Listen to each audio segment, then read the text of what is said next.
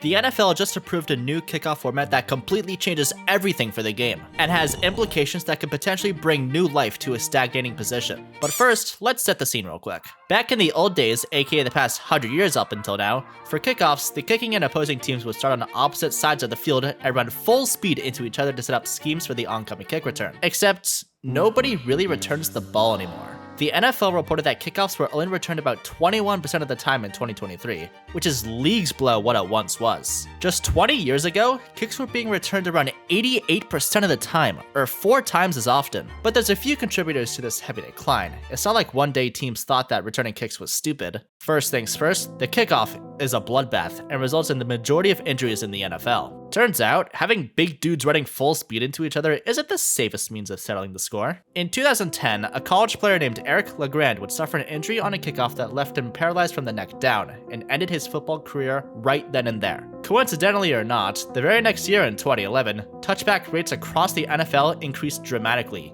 meaning the dangerous message of the kickoff that was sent that fateful day in 2010 had begun to echo in the NFL. 5 years later in 2016, in order to incentivize more touchbacks, the league moved the touchback line from the 20-yard line to the 25, which resulted in even more touchbacks in the league. Well, obviously. In just 15 years, the touchback shifted from an oddity to the standard for the kickoff, and heavily decreased the value of modern-day kick returners. Players like Devin Hester and Cordero Patterson, who played in an era with more touchbacks, have recorded records that, were this rule change never implemented, would be far from beatable in the present day. So, what does this rule change even do? First things first, the kicker will still kick from the same spot, but the kicking team's players will now be on the same side of the field as the receiving team, meaning the players won't be moving as fast, which aims to minimize the risk of injury. If the ball is kicked into the end zone, therefore resulting in a touchback, the ball is placed on the 30-yard line, 5 yards further up than where they were last season. But wouldn't that just mean that there'd be more touchbacks? Well, that's partially true, but with less of an incentive to kick the ball into the end zone, more kickers may opt to kick it short of the end zone, forcing a return.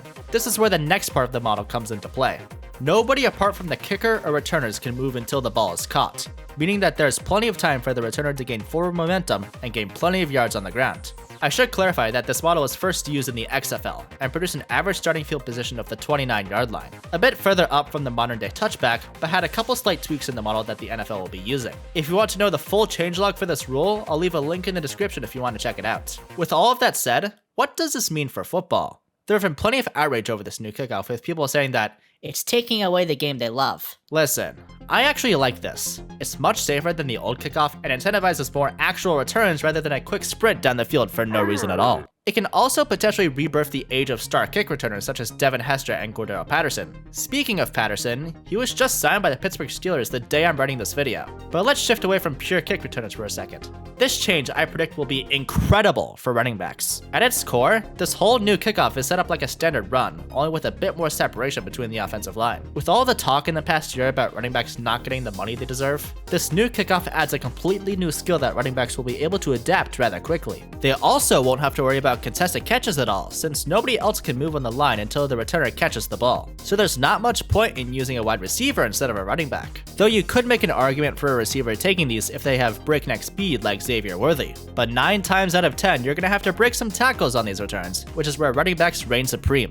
Some running backs who I believe will excel in this kickoff include the most shifty guys in the league, the likes of Jahmyr Gibbs, Kenneth Walker, and B. John Robinson, just to name a few. Plenty of other running backs could also find success, including power backs like Derrick Henry with a full head of steam barreling through the gaps. That just sounds terrifying. It could also serve as a path for aging running backs who lack the durability but still possess incredible running talents that can change the game in an instant, meaning we could potentially see the average career length for running backs trend upwards in the distant future. It's an incredibly optimistic time to be a running back this coming year, but in the end, we'll just have to wait and see how teams utilize this new rule to their advantage. Maybe it's the receivers who see more active usage in this return style, and everything I've just said will sound delusional a few years from now. But that's okay, I'm not an official analyst by any means. Though one negative that this rule brings is the complete outlaw of the surprise onside kick, which has seen limited use in past years, most noticeably in Super Bowl 44, helping the Saints win the Super Bowl. While it's sad to see it go, this departure won't have a profound impact on the league. The vast majority of times an onside kick is used is when it's expected, and since you have to signal that you're doing an onside kick with this rule,